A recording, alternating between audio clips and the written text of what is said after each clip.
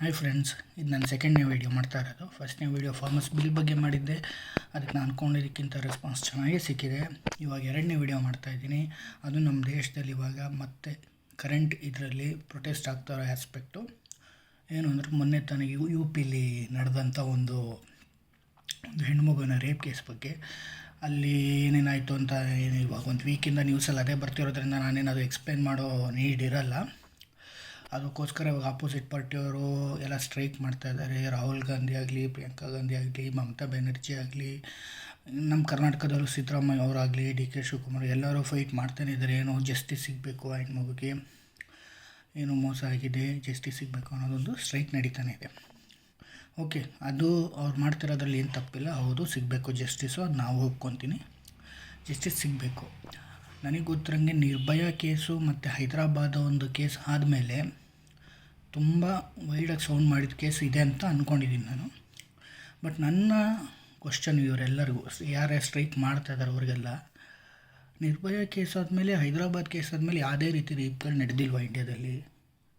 ಏನಕ್ಕೆ ಅವೆಲ್ಲ ನಡೆದಾಗ ಅಪೋಸಿಷನ್ ಪಾರ್ಟೀಸವರು ಸುಮ್ಮನಾಗಿದ್ದರು? ಯಾಕೆ ಇದೊಂದೇ ಕೇಸ್ ಮೇಲೆ ಅವರು ಇವಾಗ ಸ್ಟ್ರೈಕ್ ಮಾಡ್ತಾಯಿದ್ದಾರೆ?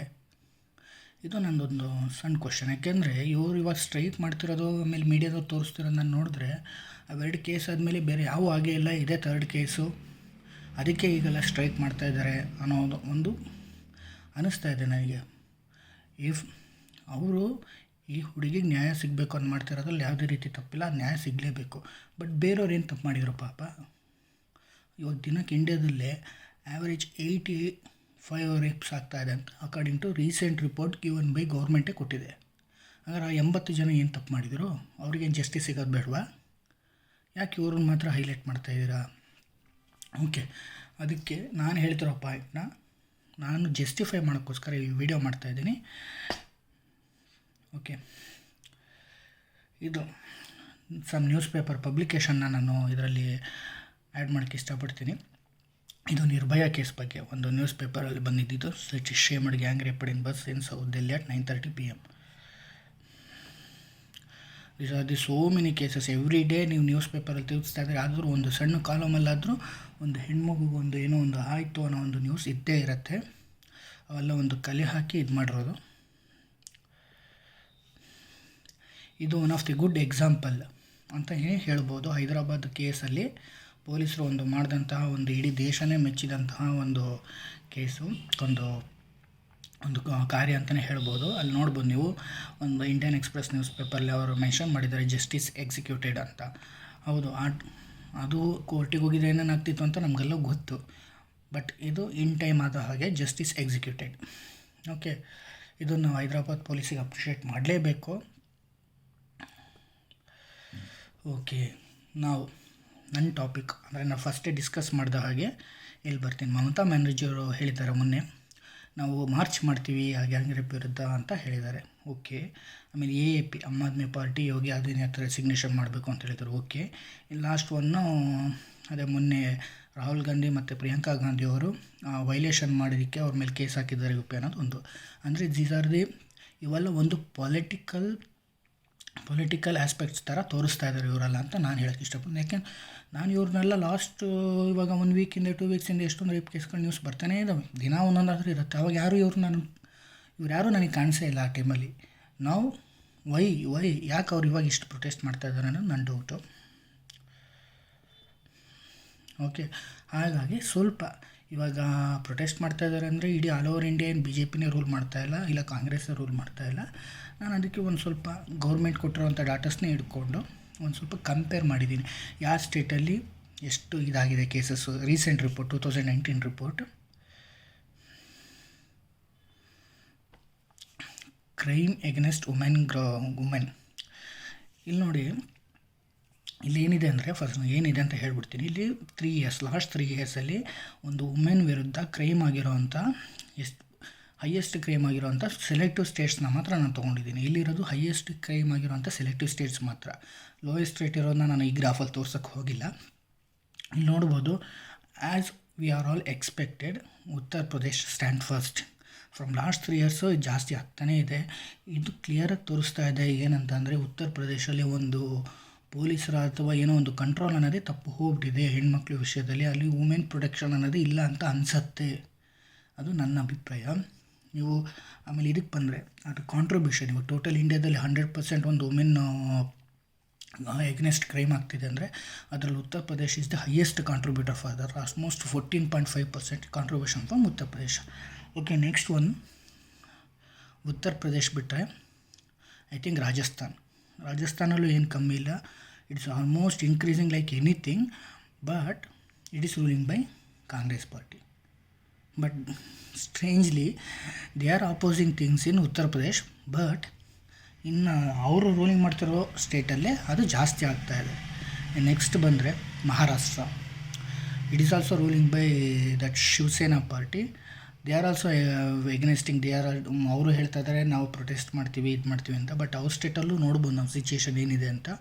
ಇನ್ನು ನಮ್ಮ ಮಮತಾ ಬ್ಯಾನರ್ಜಿ ಅವ್ರ ಸ್ಟೇಟು, ಅವರು ನಾವೇನು ಕಮ್ಮಿ ಇಲ್ಲ, ನಮ್ಮ ಸ್ಟೇಟಲ್ಲೂ ಜಾಸ್ತಿನೇ ಇದೆ ಅಂತ ತೋರಿಸಿದ್ದಾರೆ. ಆಲ್ಮೋಸ್ಟ್ 7 ಮೇಲಿದೆ ಸ್ಟೇಟ್ ಕಂಟ್ರಿಬ್ಯೂಷನ್ ಅವ್ರದ್ದು. ಆಮೇಲೆ ಅಸ್ಸಾಂ. ಈ ಗ್ರಾಫ್ ಮೂಲಕ ನಮಗೆ ಕ್ಲಿಯರಾಗಿ ಗೊತ್ತಾಗುತ್ತೆ ಎಲ್ಲ ಪಾರ್ಟಿಗಳದ್ದು ಅದೇ. ಯಾರು ಇವಾಗ ಅವರು ರೋಲ್ ಮಾಡ್ತಿರೋ, ಇವಾಗ ಅವ್ರು ಪ್ರೊಟೆಸ್ಟ್ ಮಾಡ್ತಿರೋ ಪಾರ್ಟಿಗಳೇನು ಅವ್ರು ಮಾಡ್ತಿರೋ ಸ್ಟೇಟಲ್ಲಿ ಏನು ಕಂಟ್ರೋಲ್ ಇಲ್ಲ, ಏನು BJP ರೋಲ್ ಮಾಡ್ತಿದ್ದಾರೆ ಅವ್ರ ಸ್ಟೇಟಲ್ಲಿ ಏನು ಕಂಟ್ರೋಲ್ ಇಲ್ಲ. ಕ್ಲಿಯರ್ನಾಗಿ ಹೇಳ್ಬೋದು, ಇಲ್ಲಿ political parties only their advantages ಅಷ್ಟೇ, ಅವ್ರ ಅಡ್ವಾಂಟೇಜಸ್ಗೋಸ್ಕರ ಇದನ್ನು ಮಾಡ್ತಾಯಿದ್ದಾರೆ. Please try to understand. ಇಲ್ಲಿ ಯಾವುದೇ ರೀತಿ ನೀವು ಜಗಳ ಆಡ್ಕೊಳೋಂಥ ರೀತಿಯಲ್ಲಿ ಏನೋ ನಾವು BJP ಸಪೋರ್ಟರ್ಸು, ನಾವು ಕಾಂಗ್ರೆಸ್ ಸಪೋರ್ಟರ್ಸು, ರಾಹುಲ್ ಗಾಂಧಿ ನಾಟಕ ಆಡ್ತಾಯಿದ್ದಾರೆ, ಇಲ್ಲ ಇನ್ನೊಬ್ರು ಯಾರೋ ನಾಟಕ ಆಡ್ತಿದ್ದಾರೆ, ಬೇಡ. ಅದಲ್ಲ. ಇಲ್ಲೇನು ಅಂದರೆ ಕ್ಲಿಯರಾಗಿ ಗೊತ್ತಾಗುತ್ತೆ ಯಾವುದೇ ಎಲ್ಲ ಪಾರ್ಟಿಗಳದ್ದು ಅದೇ ಹಣೆ ಬರ. ಓಕೆ,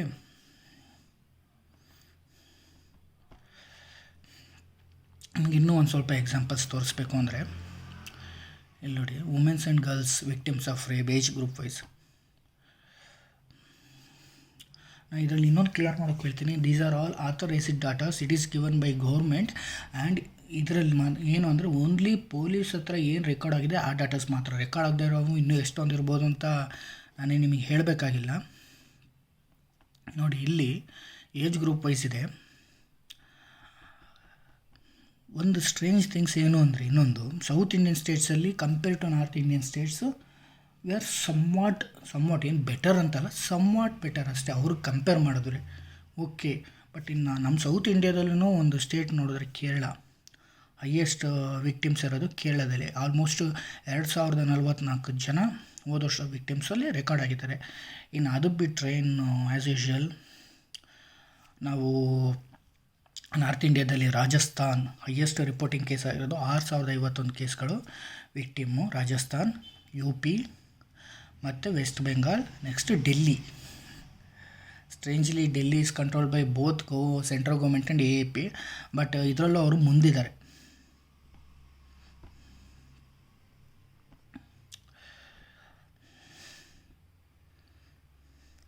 ಆಮೇಲೆ disposal of person arrested for the crime against women ಅಂದರೆ ಕ್ವಿಕ್ಕಾಗಿ ಆ್ಯಕ್ಷನ್ ತೊಗೊಂಡಿರೋರು ಅಂತ ಹೇಳ್ಬೋದು. ಇಲ್ಲ ಅಂದರೆ ತುಂಬ ಜನ ಕ್ರೈಮ್ ಇರೋದು ತೋರ್ಸತ್ತಿದ್ದು. ಇದು 2 ಥರ ನಾವು ಇದನ್ನು ನೋಡ್ಬೋದು. ಒಂದು ಹೈಯೆಸ್ಟ್ ಕ್ರೈಮ್ ಆಗಿದೆ ಅಂತಲೂ ತೋರಿಸುತ್ತೆ, plus persons arrested, highest percentage of persons ಯಾರು ಅರೆಸ್ಟ್ ಅಂದರೆ ಪೊಲೀಸರು ಒಂಥರ ಡ್ಯೂಟಿ ಚೆನ್ನಾಗಿ ಮಾಡಿದ್ದಾರೆ ಅಂತಾದರೂ ಹೇಳ್ಬೋದು. ಇಲ್ಲಿ ನೋಡ್ಬೋದು ನೀವು, ಅಸ್ಸಾಂ ರಿಪೋರ್ಟಿಂಗ್ ಆಲ್ಮೋಸ್ಟ್ 44,000 ಟೋಟಲ್ ಜನ ಅರೆಸ್ಟ್ ಆಗಿರೋದು ಅಸ್ಸಾಮಲ್ಲಿ ಈ ವರ್ಷ.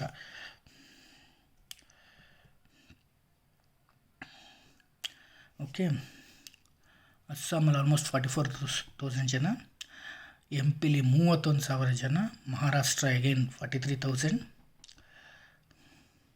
ರಾಜಸ್ಥಾನ್ 26,000, ಉತ್ತರ ಪ್ರದೇಶ್ 83,000.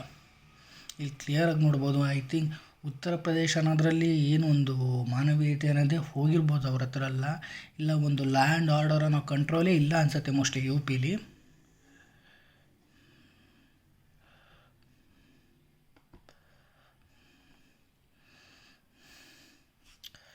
ಓಕೆ, ಇವಾಗ ಇಷ್ಟೆಲ್ಲ ನಾವು ಇಂಡಿಯಾದ ಬಗ್ಗೆ ಮಾತಾಡಿದ್ವಲ್ಲ, ಬೇರೆ ಕಂಟ್ರೀಲಿ ಹೇಗಿದೆ ಪನಿಷ್ಮೆಂಟ್ಗಳು, ಆಮೇಲೆ ರೇಪ್ ರೇಟ್ ಎಷ್ಟಿದೆ ಅಂತ ನೋಡೋದಾದ್ರೆ ಚೀನಾದಲ್ಲಿ ಏನಾದರೂ ಒಂದು ರೇಪ್ ಆಗಿದ್ದು ಪ್ರೂವ್ ಆಯಿತು ಅಂದರೆ ಇಮ್ಮಿಡಿಯೇಟ್ಲಿ ಅವ್ರನ್ನ ಡೆತ್ ಸೆಂಟೆನ್ಸಿಗೆ ಇದು ಮಾಡ್ತಾರೆ ಹೊರತು ಬೇರೆ ನಮ್ಮ ಥರ ಇಟ್ಬಿಟ್ಟು ವಾದ ಮಾಡಿ ಎಲ್ಲ ಅನ್ನೋದು ಇಲ್ಲ ಚೀನಾದಲ್ಲಿ. ಇರಾನಲ್ಲಿ ಬಂದರೆ ಪಬ್ಲಿಕ್ಕಲ್ಲಿ ಹ್ಯಾಂಗ್ ಮಾಡ್ತಾರೆ ಅಥವಾ ಡೆತ್ ಅಂದರೆ ಅಲ್ಲೇ ಶೂಟ್ ಮಾಡ್ತಾರೆ. ಮೇನ್ ರೀಸನ್ನು ಬೇರೆಯವರು ನೋಡಿ ಹೆದರ್ಕೊಂಡು ಇಂಥ ಕೆಲಸ ಮಾಡೋಕ್ಕೆ ಹೋಗಬಾರ್ದು ಅಂತ.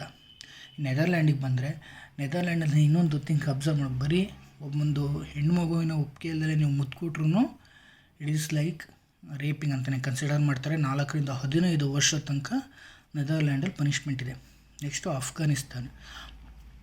ಅಫ್ಘಾನಿಸ್ತಾನಲ್ಲಿ ನೋಡಿ, ರೇಪ್ ಆಗಿದ್ದು ವಿತಿನ್ ದಿ 4 ಡೇಸ್ ಒಳಗಡೆ ಅವನನ್ನು ಶೂಟ್ ಮಾಡಿ ಸಾಯಿಸ್ತಾರೆ in the front of public only. North Korea ನಾವೇನು ಹೇಳೋದೇ ಬೇಡ, ಅಲ್ಲಿ ಮಾಮೂಲಿ ಜನಕ್ಕೇ ಹೇಗಿದೆ ಪರಿಸ್ಥಿತಿ ಅಂತ ಎಲ್ಲರಿಗೂ ಗೊತ್ತು. ಇನ್ನು ಹಿಂಗೆ ಮಾಡಿದವ್ರನ್ನ ಬಿಡ್ತಾರೆ ಅವರು, ಅದು ನಾರ್ತ್ ಕೊರಿಯಾ. ಇನ್ನು ಸೌದಿ ಅರೇಬಿಯಾದಲ್ಲಿ ಬಂದರೆ ವಿತಿನ್ ದಿ ಫ್ಯೂ ಡೇಸ್ ಒಳಗಡೆ ಅವನು ಪಬ್ಲಿಕ್ಕಲ್ಲೇ ಹ್ಯಾಂಗ್ ಮಾಡಿ ಇದು ಮಾಡ್ತಾರೆ. ಇನ್ನು UAE ಬಂದರೆ ಸೇಮ್ ವಿತಿನ್ ದಿ 7 ಡೇಸ್ ಒಳಗಡೆ ಹ್ಯಾಂಗ್ ಮಾಡ್ತಾರೆ.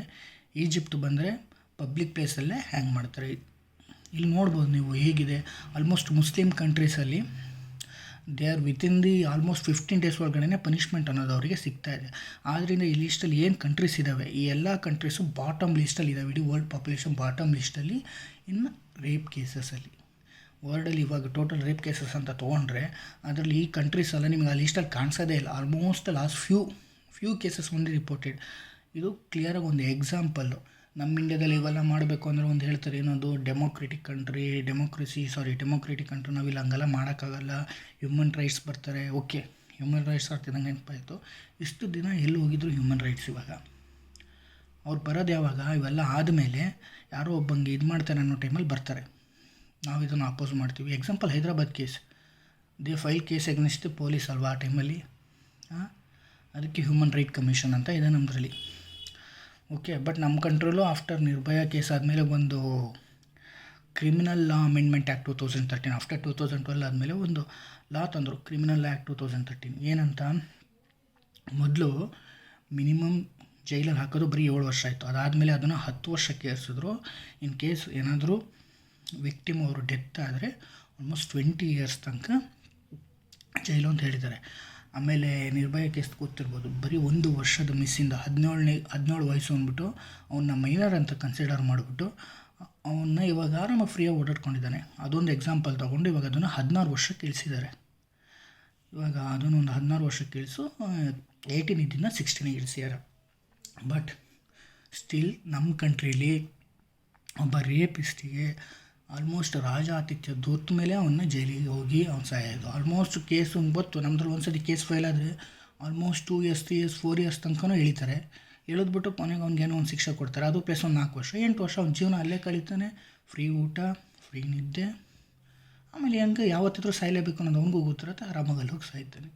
ದಯವಿಟ್ಟು ಇದರಲ್ಲಿ ಮಾತ್ರ ಒಂದು ರೂಲ್ಸ್ನ ಚೇಂಜ್ ಮಾಡ್ಕೊಳ್ಳಿ, follow the other Muslim countries ಅಂತ ಹೇಳೋಕ್ಕೆ ಇಷ್ಟಪಡ್ತೀನಿ. ಇದರಲ್ಲಿ ಈ ಥರ ಮಾಡಿದಾಗ ಮಾತ್ರ ಇವರಿಗೆಲ್ಲ ಬುದ್ಧಿ ಬರೋದು, ಇವರೆಲ್ಲ ಬುದ್ಧಿ ಕಲಿಯೋದು. ದಯವಿಟ್ಟು ಇದನ್ನು ಮಾಡಿ. ಅದು ಬಿಟ್ಬಿಟ್ಟು ನಾವೇ ಕಿತ್ತಾಡ್ಕೊಳೋದು ಬೇಡ. ಆ ರಾಜಕೀಯ parties or political parties they only aim further voting banks ಅಂತ ಹೇಳ್ಬೋದು.